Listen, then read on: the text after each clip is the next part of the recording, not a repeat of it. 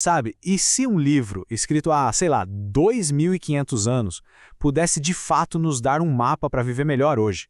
É exatamente isso que a gente vai explorar. Vamos mergulhar nos Analectos de Confúcio para descobrir como essa sabedoria tão antiga pode ser um guia, olha, surpreendentemente prático para o nosso dia a dia. Para começar, vamos pensar numa das perguntas mais antigas que existem, né? O que, lá no fundo, o que é que realmente faz de alguém uma boa pessoa? E claro, a gente pode ir além. Como é que essas pessoas, essas boas pessoas, se juntam para construir o tipo de sociedade que a gente sonha, né? Uma sociedade mais justa, mais estável, um lugar onde todo mundo consiga prosperar. Pois é, acontece que, há mais de 2.500 anos, numa China que estava assim num caos, toda dividida, um filósofo chamado Kung Qiu, que a gente hoje conhece como Confúcio, dedicou a vida inteira dele a responder exatamente a essas perguntas. Mas, olha, para entender de verdade as respostas que ele encontrou, a gente precisa, primeiro, conhecer a pessoa por trás das ideias. Afinal de contas, quem foi Confúcio? A vida do Confúcio, olha, não foi nem um pouco fácil. Ele nasceu numa família bem humilde, mas a paixão dele desde sempre foi o conhecimento. Ele até tentou uma carreira na política, mas as ideias dele eram, digamos, radicais demais para a época. Super frustrado, ele acabou passando anos e anos viajando, quase como um exilado na própria terra. E foi só lá no finalzinho da vida que ele encontrou a verdadeira vocação, aquilo que o imortalizou: ser professor. E bem no centro de tudo que ele ensinava tinha um ideal, sabe? Um modelo a ser seguido. Ele chamava de Sun Tzu, que a gente pode traduzir como o cavalheiro ou, talvez melhor, a pessoa exemplar. E é aqui que está a grande revolução do pensamento dele. Para Confúcio, ser um cavalheiro não tinha absolutamente nada a ver com nascer numa família nobre. Tinha a ver com a nobreza do caráter. Era um ideal que qualquer pessoa podia alcançar, com esforço constante para se tornar alguém melhor. E essa é a base de uma sociedade mais justa. E para deixar essa ideia ainda mais clara, o Confúcio fez um contraste direto com o que ele chamava de homem pequeno. Pensa só. Enquanto o cavalheiro se preocupa com a moralidade, o homem pequeno só pensa em lucro. Enquanto o cavalheiro está em paz, tranquilo, o homem pequeno vive roído pela ansiedade. A diferença é fundamental. É uma escolha que se faz todo dia, entre um propósito maior e o puro egoísmo. E olha que ninguém se engane, tá? Essa jornada não é nada fácil. Um dos discípulos mais próximos dele, o Zheng Tzu, resumiu perfeitamente esse desafio. Ele disse que o fardo da benevolência é pesado e a estrada é longa, ou seja, é uma tarefa para a vida inteira, um caminho que só acaba no nosso último suspiro. Ok, beleza. Se a jornada é tão longa assim, quais são as ferramentas para percorrer esse caminho? Bom, o Confúcio aponta a direção, e ela passa pelas virtudes fundamentais que a gente precisa cultivar. E bem no centro de tudo, como a virtude mais importante de todas, está o Zhen, a benevolência. Dá para pensar nisso como a humanidade na sua melhor forma. Compaixão genuína, empatia profunda, aquela capacidade simples, mas tão poderosa, de se colocar de verdade no lugar do outro.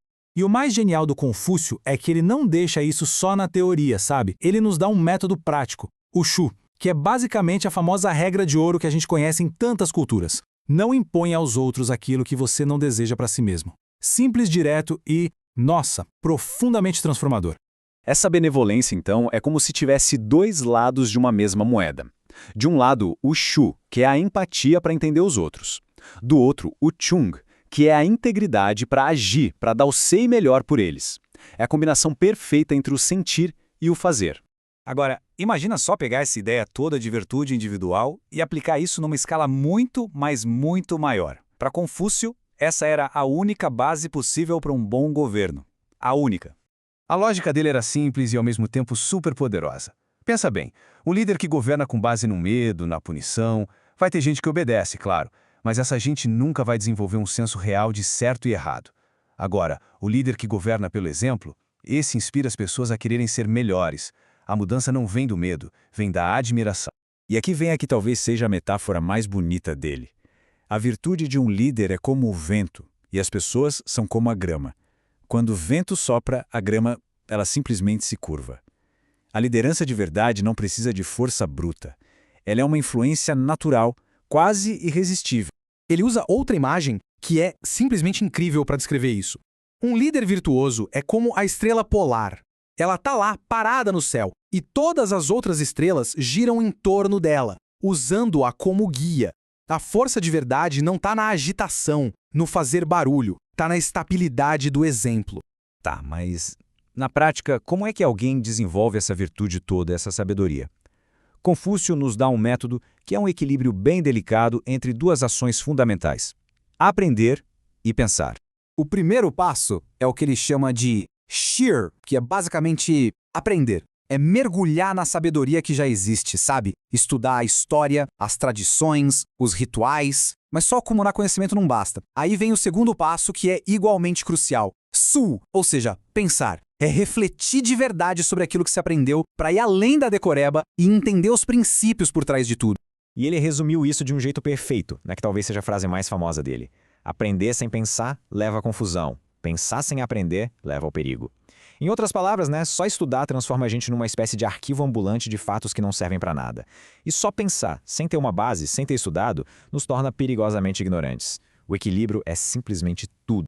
Isso tudo leva a uma conclusão que é importantíssima. O objetivo do Confúcio nunca foi criar uma lista de regras para serem seguidas cegamente, de jeito nenhum. O objetivo é entender os princípios que estão por trás das regras para que a gente consiga aplicar esses princípios com sabedoria e flexibilidade em qualquer situação que a vida jogar na nossa frente. E é aqui que o círculo se fecha, percebe? Tudo se conecta. O esforço individual de aprender e de pensar leva ao autoaperfeiçoamento. Pessoas melhores constroem famílias mais fortes. E famílias fortes são a raiz de uma sociedade saudável, bem ordenada. É como uma árvore mesmo, tudo cresce de dentro para fora, começando pela raiz. O que nos deixa como uma pergunta, né, para os nossos dias, 2.500 anos depois. Num mundo que muda tão rápido, como é que a gente pode encontrar esse equilíbrio que o Confúcio falava? Como podemos aprender com a sabedoria da tradição, mas sem deixar de pensar criticamente para adaptar esses ensinamentos aos desafios de hoje? A resposta? Bom, talvez a resposta esteja simplesmente em começar essa jornada.